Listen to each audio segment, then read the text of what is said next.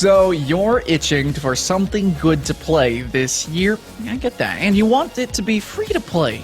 Well, you actually just came to the right place, as we've got a bunch of recommendations for new games for this year.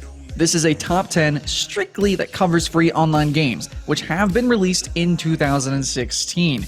And we're talking about the betas, too. You may also spot a couple games that are yet to be released later this year, though, if everything goes according to plan. Remember, 2016 games only. So keep that in mind before talking about Lost Ark or Pyria Chronicles in the comments, okay?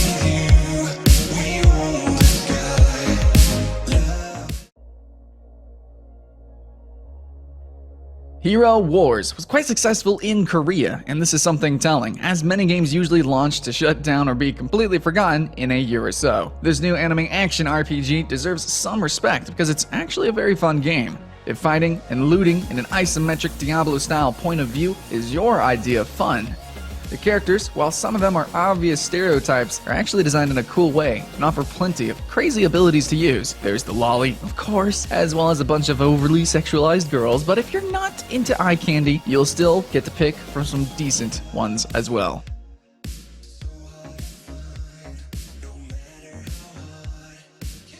Scheduled to enter beta late October, Gwent, the Witcher card game, is probably the one of many CCGs that we wait for with higher levels of excitement.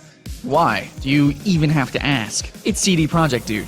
The Polish studio is known for releasing only top-quality games that are worth every penny and probably more, while at the same time treating players in a way that very few studios do, respecting their feedback, offering plenty of downloadable content for free, and flipping the finger at DRM protection, and just being creative, independent, and totally awesome. So while Gwent expands on the surprisingly popular card game found in The Witcher 3 Wild Hunt, it includes 3 Rows, a single-player adventure, cross-platform between PC and Xbox One, and hopefully the most reasonable card purchasing options to ever be seen in CCG. In another note, CD Projekt's Cyberpunk 2077 will surely kick so much ass.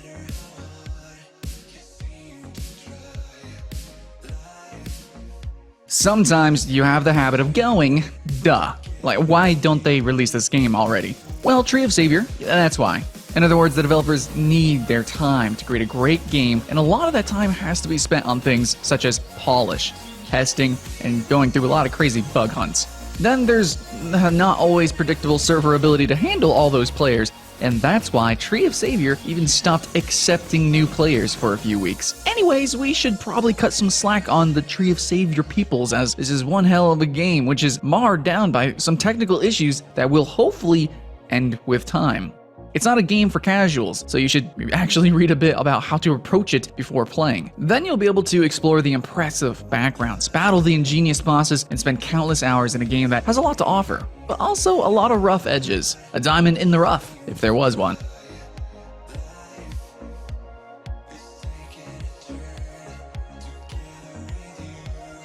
One of 2 new MOBAs from NCSoft. Master X Master was the chosen one to come to the West, leaving Hyperuniverse in the Eastern market. Can't say it was a bad decision, as Master X Master is way more than a mere MOBA. It's a great action RPG, plenty of PvE content, and some masters taken from popular NCSoft franchises, including Guild Wars 2, Ion, Blade and Soul, Lineage, and WildStar, among others.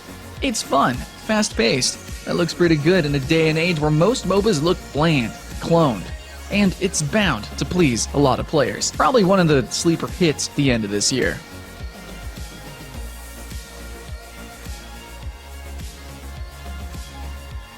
A surprise announcement late last year, Paragon is the 3rd free-to-play game from Epic Games, with Fortnite and Unreal Tournament being the other 2. Clearly a studio that believes in its work and takes the time that it needs before releasing them to gamers everywhere. Paragon is one of the very few third-person MOBAs and offers all heroes for free, so everyone is on the even playing field right from the start. With new heroes promised every 3 weeks and a roster that is becoming both large and diverse, there should be plenty to choose from by the end of this year. It also helps that it's one of the most stunning games that you are going to see, thanks to the Unreal Engine 4, but also to the mastery of the team regarding its own engine. Now, while Paragon may be slower paced when compared to other popular MOBAs and still definitely needs some tweaks to make it the big hit that it deserves to be, it's one of the big names of this year, even if you're not the greatest fan of the genre.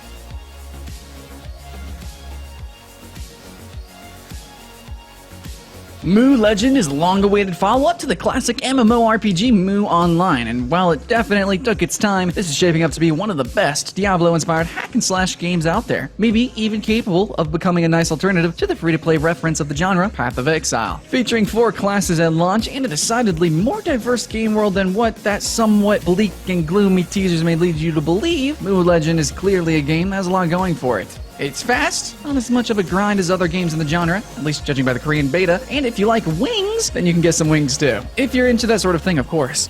Mu Legend's global beta begins fall 2016, so it shouldn't be long now.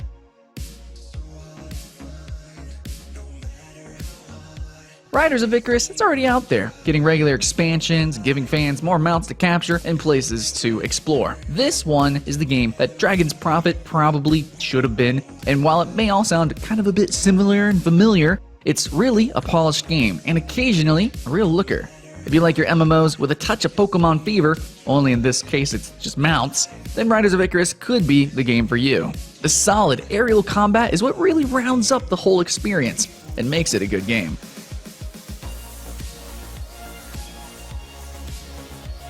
Unreal Tournament is coming back and is in fact already playable, as Epic Games is taking a remarkable approach to development, opening it up to players who want to contribute with their feedback and help in other ways, including designing weapons and maps. It looks more than capable of capturing the thrills of the original shooter with the tech of today, and even the business model could mean a revolution to free-to-play games everywhere. There's the usual shop, but players get to create their content and earn a share of what their mods make. It's not entirely new, Second Life, for example, does it, but why it isn't used more often, we don't know. A classic shooter coming back, and with the possibility of making some money, what's not to like? Smite has made Hi-Rez Studios a filthy amount of money, or at least so we think. It was totally deserved though, as they had the guts to try and make a third-person MOBA when everybody and their moms was trying to copy League of Legends. Hi-Rez also took its time to improve Smite and make it big, and they're clearly doing the same with Paladins, champions of the realm, thankfully. Patch after patch after patch brings more improvements, changes new characters, and a refined gameplay that may look like a poor man's Overwatch, but it's way more than that. Let's face it, there are only a handful of studios in the world with the resources and talent that Blizzard possesses, and still, Paladins has a lot going for it. It's fun, colorful, fast-paced, free, and fairly different from all the other shooters out there. This one is gonna be big.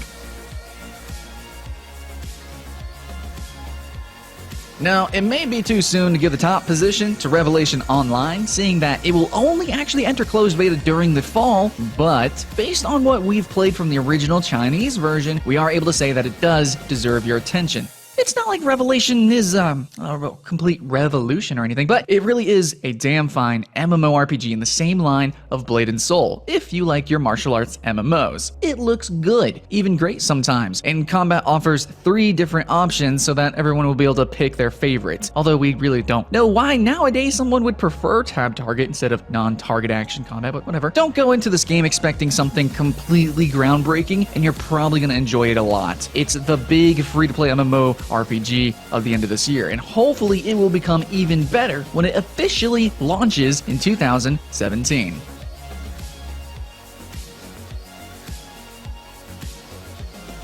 That's it. But that's not all. We scratched our heads quite a little bit considering some other games, and we just have to leave these suggestions out there, okay?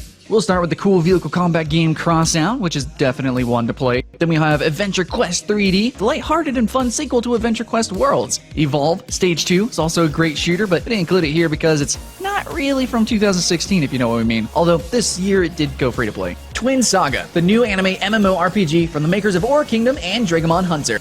Dreadnought and Fractured Space are two awesome sci-fi MOBA-ish kind of games with top production values. And finally, to keep with the sci-fi theme, the classic EVE Online is actually getting a free-to-play mode this November, which should open the game to even more players. We could suggest to you even more games, but if you've been following our website and YouTube channel, you should know about a couple more that suit your taste. Any big names that were released this year, in your opinion? Let us know in the comments, and until next time.